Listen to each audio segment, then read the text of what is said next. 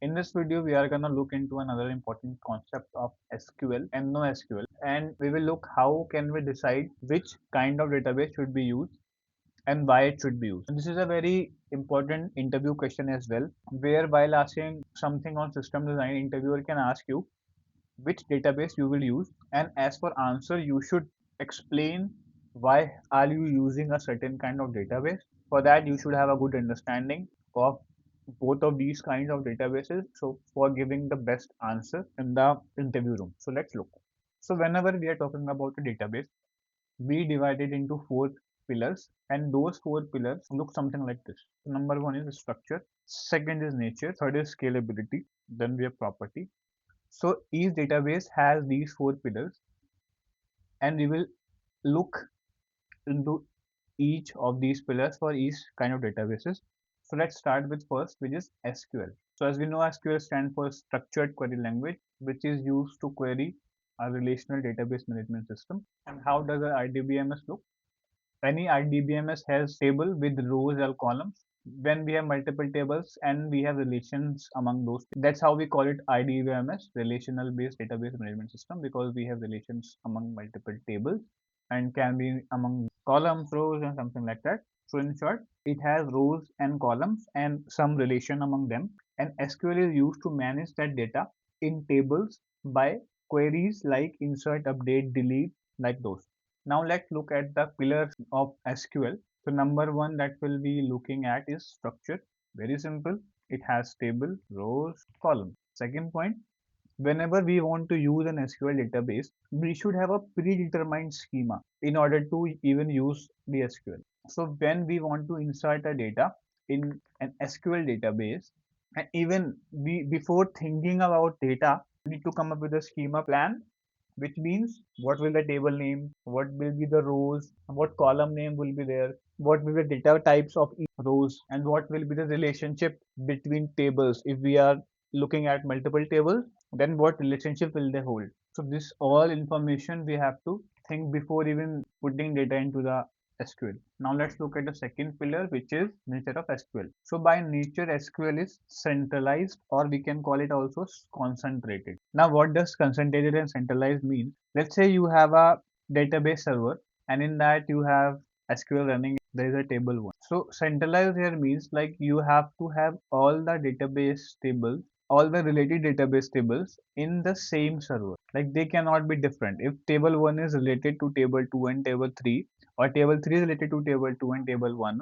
and you want to query that information present in table 3 and table 2 along with table 1, then it's very important for all these tables to be present in the same database server. Means they cannot be in the other server if we want to query them. This is the general use case. This is just one limitation we can. But now when we look into scalability of this SQL, then we will understand why we cannot have different tables in different server. So let's look at the third pillar, which is scalability. And whenever we talk about scalability, this always comes into the picture that there are two kinds of scalability, which is horizontal and then we have vertical. Horizontal means we are increasing the number of servers. For vertical, we increase the size of the S1, increasing it. This is also S1. So basically, we are just increasing the size of this. In which where we increase the RAM, storage, and etc. of the same server instead of increasing the number of servers. So this is vertical. Now, when we talk about SQL, horizontal scalability doesn't work very well with SQL. So reason is pretty simple. SQL by default is not multi-master, which means whenever we have different instances of the server of the database of the same database, then we cannot have, let's say, separate table in each server. So if you are, let's say, creating a server second of this same server, in that also you will have these same tables. So if this server is second, this is one. So these two servers will have exact same table. Now there will be a overhead of syncing of these both tables, sorry, both databases. And whenever we talk about syncing, the only problem with sync is the write part of the data, because if there are two servers and both servers are allowed to write data into the database, there will be a problem of realizing what is the single source of truth. Means if two changes come at the same time in both servers at the same row, then it will be a confusion during the syncing. What record should be put first and second, or there is a duplicacy in case of write. But in case of read, there is no issue because we can just allow reading from both database if data is same. So this is a concept of database replica, and SQL by default doesn't support multi-master, which is for writes. For reads, it's fine. So it doesn't work very well with during the horizontal scaling with the SQL. Now, in case of vertical, it absolutely work better because we are increasing the resources of the same server, not increasing the server, but we are making a server bigger, which is much more easier and supported by SQL. It's not very cost efficient, by the way, because we have to pay quite a lot in order to increase the resources rather than increasing the instances. Now, when we talk about the vertical scalability, there is another concept comes into the picture of sharding that we can do in case of SQL. We will discuss this in detail in another video as well, but let me give you a short introduction about this. So in sharding, we can divide columns data into some particular range and move it to separate server. But that is not very well supported by SQL. So the concept of sharding is generally where we divide a table on the basis of columns or on the basis of rows, and then we can assign that specific chunk to a specific server or a specific scenario. That, let's say, if we want to divide it by a country, there is the same this is the same table, but we are dividing it by country rows, let's say. Now country one data, whenever country one data is coming, then it will be inserted in a certain chunk of that table, and rest of the data will be updated in the some different chunk of that table. So this is how sharding looks like in general. But again, I'll make a separate video for this whole sharding thing. You will understand there properly. So now the third pillar is property. What are the properties of SQL?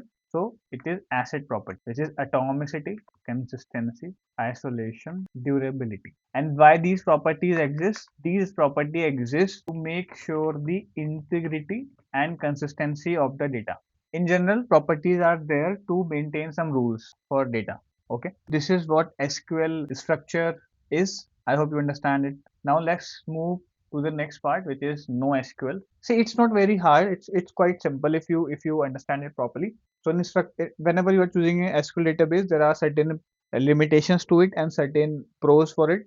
Pros is that if you want data to be structured, you know how many columns will be there, you know there will be relation among multiple tables, then SQL is the absolute best choice. That is why SQL is mostly used in all of the banks, because they have very structured data and they are handling with money, where SQL is much supported as it provides, the decimal level accuracy when we talk about money. Let's look at NoSQL. What is NoSQL? Simply not only SQL. This is a very simple term, not only SQL. And let's directly jump to the structure of it. So NoSQL work on unstructured data, as you might already have guessed. Now the interesting part about NoSQL is there are four kinds of NoSQL databases.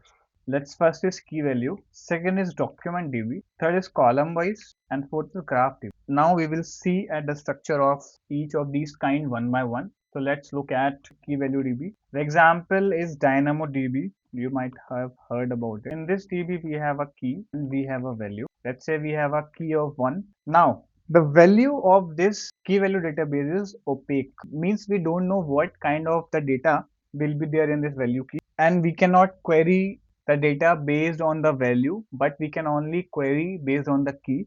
The type of the value could be string, JSON, number, whatever.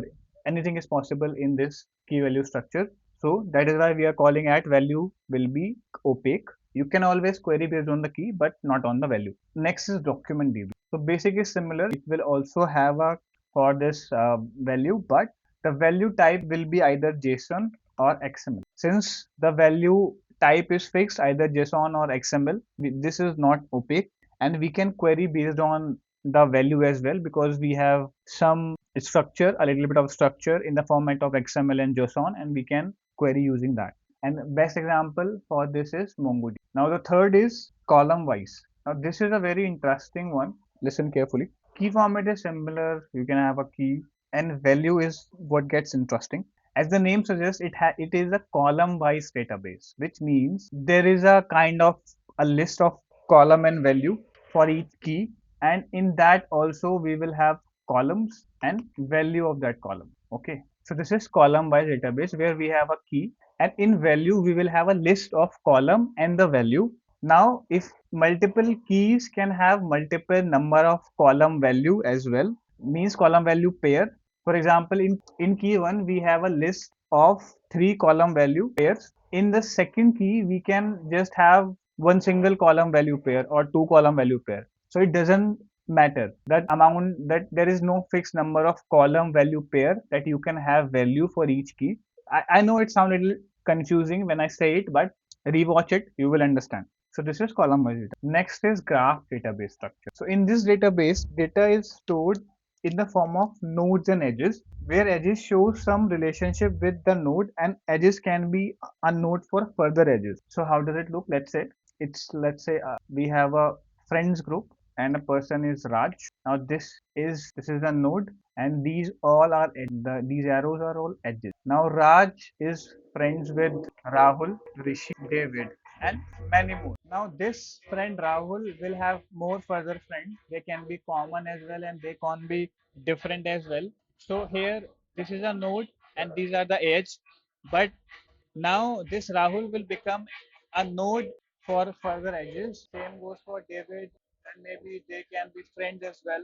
So this is mostly used in social networking and recommendation engines. For example, on Instagram and Facebook, whenever you are friends with someone, you see that you get friend suggestion from the friends of those your friends. So here during any search, it can find nodes and all of the attached edges to it, and it's quite fast because when you know a node, then finding an edge is quietly fast.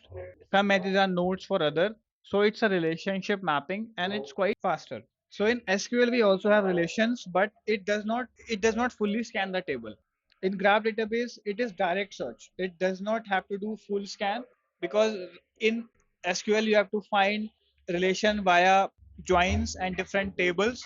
But for graph you say okay, I have Raj, and now when you search for Raj you will find all the edges connected with Raj and you will get the answer. Now, what is the nature of NoSQL database? Now, since data is unstructured, there is no structure in the database. Data can be stored in different places in the form of, so it can be node 1, node 2, 6, and so on. And data can be dynamic in all the nodes. And why we are calling it dynamic? Since the data is unstructured, it can store data in different nodes, which we can say is distributed in nature. And data can be dynamic since it's in different location whatsoever. So it's quite dynamic. Nodes is present in different databases. Now here we can even have separate server for some single node if data is particularly increasing quite a lot for that specific node. Thus, next part, which is scalability, right? For example, let's say any of the node data is growing rapidly, right? For example, node 2 is a person who is a celebrity. Connections for this user is quite humongous in millions and billions, maybe. So instead of having this node in the same server, we can put it in simply in separate server for the connections, right? So we can just scale this one particular node and we will be good to go. So hence we are able to do horizontal scaling here. Now the next point is property. What is the property of NoSQL?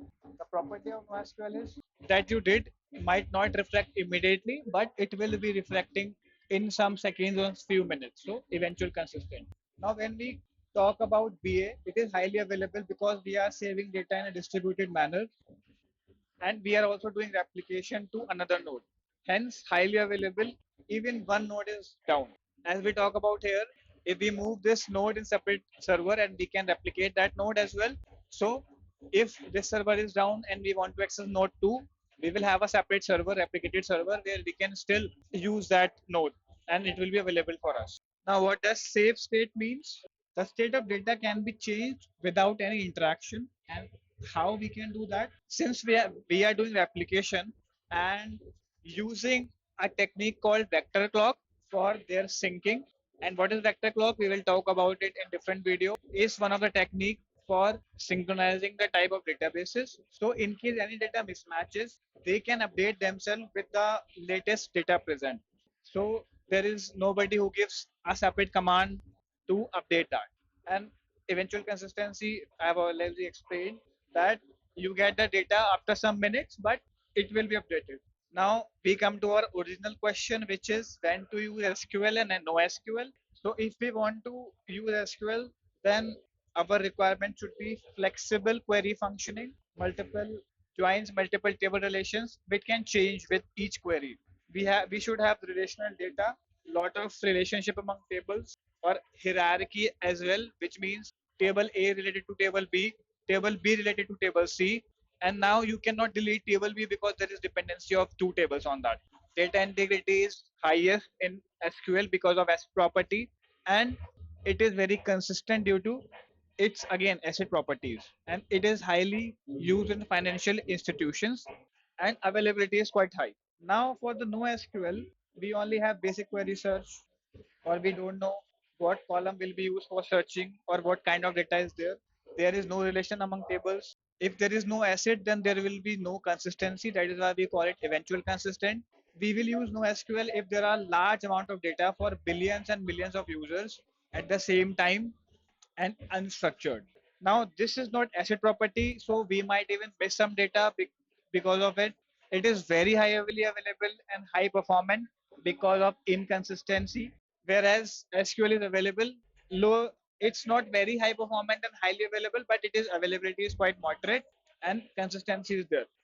SQL is non-distributed in nature, whereas NoSQL is distributed in nature, and we have super fast searching because of less kind of queries that we use for it. So I hope you understand the difference between SQL and NoSQL and when you should use what.